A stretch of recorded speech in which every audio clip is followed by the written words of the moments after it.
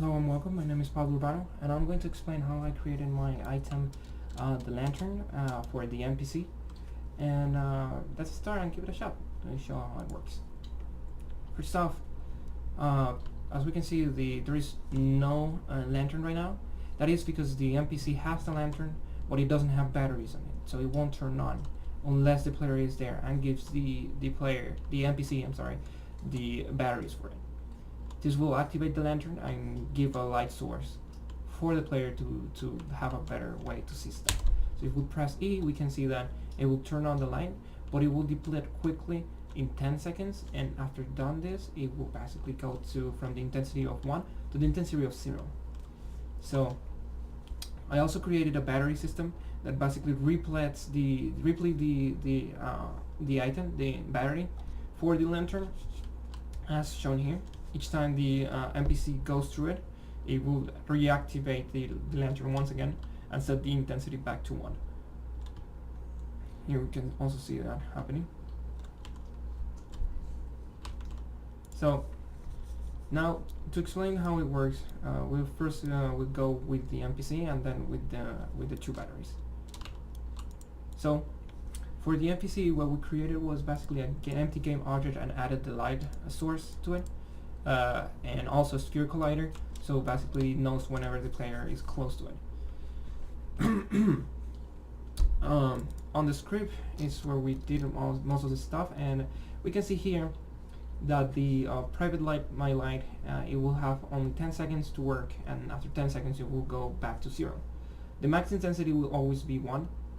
Well, it can be changed, but normally we want to be 1 because it's simpler to do so. As seen in here, we get the light cold, the component of the light cold, and also we set the battery life, what battery life is and how it works. We also set here that if the player is around and they press E and the player press E, it will basically enable the light. We decided to go with with exclamation sign, my light enabled, because in this way, if it's turned off, it will turn on, and if it's turned on, it will turn off. This is easier to do and way simpler than the other ways to do it. We also created statements that basically say that when the light is turned on, it will basically just say that set the intensity back to 0 on the seconds. So battery life seconds, it will be the on time delta time. For the public void, well, we also created a battery life that basically says how much is the intensity. So that was for the NPC. That's how basically the flashlight and the flashlight works. And for the batteries, what we decided to do was to create a little it's a simple, quite simple object, just a rudimentary object that basically explains to basically replete the power on the battery of the little lantern. So what we did on that one was to create, basically we set here what's the battery power, and that battery power will be transferred. That's equal to the intensity. So if it's 1, it will just give an intensity of 1. But we also created on our light script, we decided to make it so if the player receives 1, it will not go over 1, it will just stay on 1. So the power here, the maximum is 1 technically. It can be more, but it will always, if it's more than 1, it will only give 1 intensity. That is because if not, then the time that it will spend depleting the energy will be longer, and it could potentially, well, not potentially, I don't think that it will break the script, but it will make this the time of depletion longer, and we don't want that. We want the player to basically run for each light. Well, not a light, but battery. So that's basically it on the scripts and everything. Something else that it's good to explain was basically the lights that we use. We decided to just do a simple animation that plays on loop on start, because we wanted to just show that those things are interactable and the players and NPCs can work with them. Also, the player has one, but is only to show where the player is. Lastly, we wanted to talk about about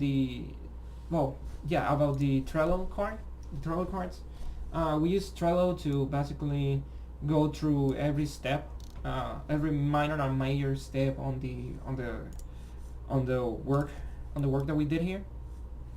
And as you can see, everything's done. But this time, we didn't want to make a overly complex item, and we definitely succeeded at creating something that works perfectly, and not only works perfectly, but it's also it has a good modularity on it. So basically, the flashlight can go into the player, or the player can go into the flashlight can go in whenever he wants, whenever the creator wants to be, and it will basically gives the same script on it. Now, since it wasn't created for the player but for the NPC, we wanted it to make sure that it was only the player will be able to turn it on and not one else. So what we decided to do was basically add a collider game object tag over here that basically says that if the player is there and he press E, it will basically turn on the light. And either way, this can be easily deleted, and if deleted, we can only use the input get key down and it will work perfectly everywhere. But since we wanted the player, we decided to go with that route of calling the tag. So that's something also important to remember, is that we in this project we use a lot of tags. Well, not a lot of tags. We use 3 tags, and those tags need to be created. Those tags being the NPC, the player, and the flashlight. We have them here: player, NPC, and flashlight. Apart from this, there is nothing else to explain on how do we create the object, the game object, the item, and how does it work. And that's it. Thank you for watching. Have a good day.